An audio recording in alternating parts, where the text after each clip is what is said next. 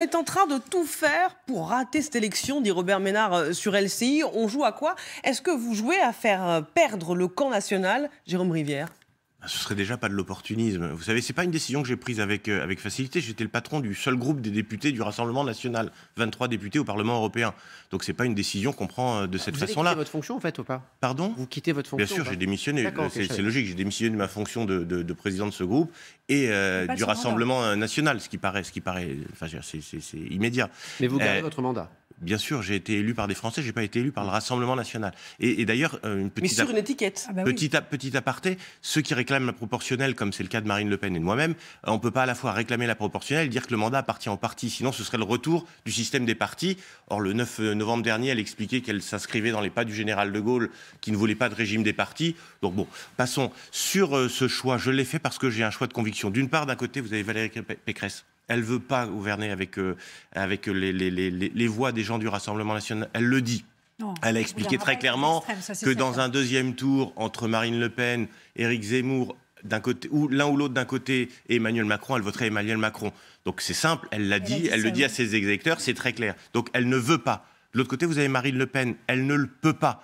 J'ai longtemps cru pendant 5 ans que peut-être on allait y arriver. Les élections régionales, notamment en Provence-Alpes-Côte d'Azur, où Thierry Mariani incarnait un profil venant des LR qui aurait pu rassembler autour de lui, n'a pas réussi à devenir président de région parce qu'il portait cette étiquette. C'est une étiquette qui a tenu le camp national pendant longtemps, mais qui ne permet pas de gagner. Donc entre celle qui ne peut pas et celle qui ne veut pas, on a Éric Zemmour qui peut et qui veut et qui va rassembler non pas cette union de droite, mais le peuple de droite qui a été divisé par François Mitterrand et Jacques Chirac et qui perdent d'élection en élection parce qu'ils se lancent des anathèmes les uns aux autres. Donc je crois qu'en fait c'est le pari d'une victoire et c'est le pari en tout cas d'une dynamique possible pour que nous puissions nous retrouver au deuxième tour pour pouvoir dire aux Français très clairement, voilà, il y a bien une alternative à Emmanuel Macron, elle est claire. Vous savez, Éric Ciotti, il a plus à faire avec nous qu'avec Jean-Christophe Lagarde, avec lequel il se retrouve condamné à vivre depuis ce week-end. Agnès Evren, je voyais réagir. Alors vous avez cité Jacques Chirac, et c'est vrai que la force de Jacques Chirac, c'est d'avoir maintenu une frontière infranchissable avec les extrêmes. Ce qui est en train de se jouer là, c'est pas l'union des droites, c'est l'union de l'extrême droite et des populistes. Et aujourd'hui, la droite, elle est rassemblée dans sa droite gaulliste, sociale et démocrate chrétienne autour de Valérie Pécresse. Ça fait 8% aux européennes, Agnès Evren. Il n'y a pas d'union des droites aujourd'hui. Si on reprend le cas de Guillaume Pelletier, il était un transfuge du Front National. Il était passé d'ailleurs par Philippe de Villiers. Oui. Et en fait, il est retourné auprès de Philippe de Villiers. Vous avez peut-être cherché ses votes en 81. Avec Éric Zemmour. Donc c'est une reconstitution de la Ligue dissoute. Ensuite, si on prend Damien Rieu, l'identitaire Damien Rieu et Gilbert Collard, ils n'ont jamais été de droite, que je sache. Mais j'étais député UMP, Agnès. Ben oui, donc j'ai fait simplement un chemin de conviction. Vous avez fait dans tous les courants. Non, UMP, justement, j'ai été déçu, notamment par Nicolas Sarkozy, qui avait promis de supprimer l'AME, qui ne l'a pas fait. Comment pouvons-nous croire, encore une fois, toutes ces promesses qui ont déjà été faites? Ne faites pas croire que c'est une question de conviction, c'est une question tout simplement d'opportunisme politique, parce qu'il y a des législatives qui se jouent derrière. Moi, ce que je veux dire, c'est que la force de Valérie Pécresse, aujourd'hui, c'est vrai, c'est d'incarner cette synthèse entre la droite sociale et la droite forte, d'Hervé Morin à Éric Ciotti. Alors on lui dit, c'est un écart idéologique. Islamo-centristes. Mais souvenez-vous d'une chose, c'est que dans le même gouvernement, nous, on avait Charles Pasqua et on avait Simone Veil. Donc je ne vois pas où est l'écart idéologique finalement, là où elle a réussi à faire justement la synthèse, encore une fois, d'une droite gaulliste, social-démocrate et libérale. Et Hervé Morin l'a dit lui-même, nous on se reconnaît et on est très à l'aise dans cette droite parce que justement elle est libérale. Charles Pasqua qui partageait des valeurs communes avec le Front National et qui disait qu'il n'avait pas d'ennemis à droite. Oui, cette droite-là, j'ai pas de problème. Franchement, il n'y a aucune défection à droite. À part, il est vrai, Guillaume Pelletier, mais on s'en est expliqué, il est parti aussi pour des raisons politiciennes, entre guillemets, par pur opportunisme. Ça ne grandit pas d'ailleurs la politique. Si Éric Zemmour ne doit pas gagner comme vous l'expliquez, il y a quoi d'opportuniste? Juste, Marine Le Pen a raison quand elle dit la politique, c'est aussi la défense de valeurs. Et c'est vrai que la politique, c'est aussi une affaire de comportement. Non, la politique, c'est pas des gens. Je me permets juste. La politique, moi, je vais rejoindre votre propos, Agnès Evren. Désolée, monsieur Pelfond, je me permets. Je m'introduis dans ce débat des droites, de la droite, je ne sais plus. Mais oui, la politique, c'est surtout une affaire de Françaises et de Français, en l'occurrence. Et moi, ça fait 10 minutes qu'on vous écoute parler, et vous parlez des uns, des autres, de votre famille politique, de vos anciens amis. Du débat. Non, mais je veux bien, mais peut-être qu'on peut aussi parler aussi des Français. En fait, et par exemple, aujourd'hui, le président de la République, lui, il n'est pas en train de parler des ralliements, des copinages, des machins. On avait compris. Il est effectivement à son travail, pleinement à la tâche, sur le terrain, dans la Creuse. Son travail de candidat ? Pour parler, son travail de président de la République. Je sais que ça vous étonne, mais il y a des présidents de la République qui sont des hommes d'État et qui sont en train de travailler sur un sujet extrêmement important.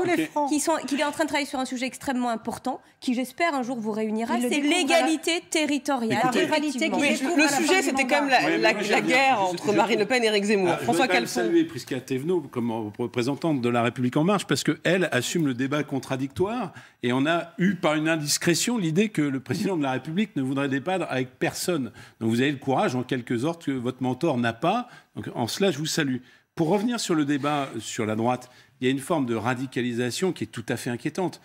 C'est-à-dire que quand on vous entend, on vous donnerait peut-être le bon Dieu sans confession, bien que je sois parfaitement laïque.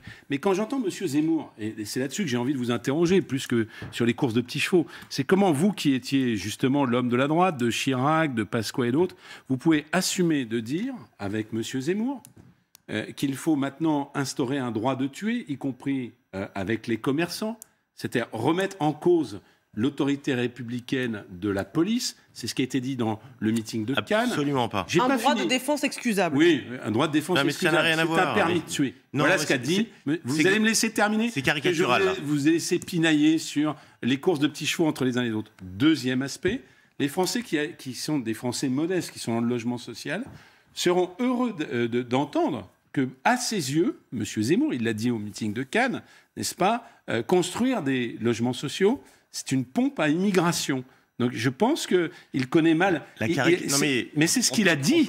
C'est ce qu'il a dit. Il voulait supprimer toute obligation pour les communes de construire des logements sociaux. Car dans les logements sociaux, c'était une pompe à immigration. Tous les Français qui payent leurs impôts et tous ceux qui ont des difficultés d'accès au logement seront heureux d'entendre qu'en dessous de la nation de propriétaires, manifestement qu'ils souhaitent, il n'y a que des gens qui sont issus d'immigration et qui sont des gens qu'il faut rayer d'un trait de crayon sous les applaudissements. Eh bien moi, cela m'inquiète. Voilà, je vous le dis, cela m'inquiète. Je comprends que vous caricaturiez les choses. C'est en rien ce qu'il a dit.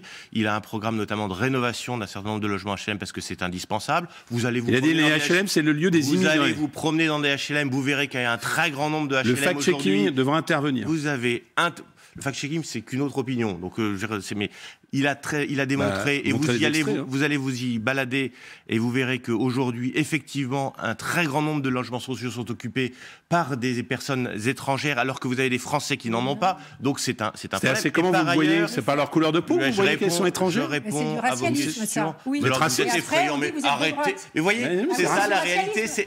Non, c'est pas du racialisme que de voir les papiers. Mais non, vous avez des gens, quand on est étranger en France, ça se voit pas sur le visage. Vous avez dit, allez vous balader, vous verrez bien qu'il n'y a que des étrangers. Je réponds parce que vous êtes dans la caricature permanente. L'autre élément concerne ce que vous appelez le permis de tuer, qui est un projet de défense excusable, pour avoir été à Nice au moment où vous avez un commerçant qui s'était fait, un bijoutier, qui s'était fait agresser, qui s'était fait tirer dessus et qui avait sorti un revolver pour se défendre parce que sa vie était menacée et qui avait ce jour-là tiré pour se défendre, il avait été mis en tôle immédiatement. Et je peux vous dire que la défense excusable, elle existe en Allemagne. Vous êtes en cohérence avec votre souhait de rétablir la peine de mort. Mais la réalité, c'est pas du tout ce qu'a proposé Éric Zemmour. C'est ça. Il a proposé en dehors du droit.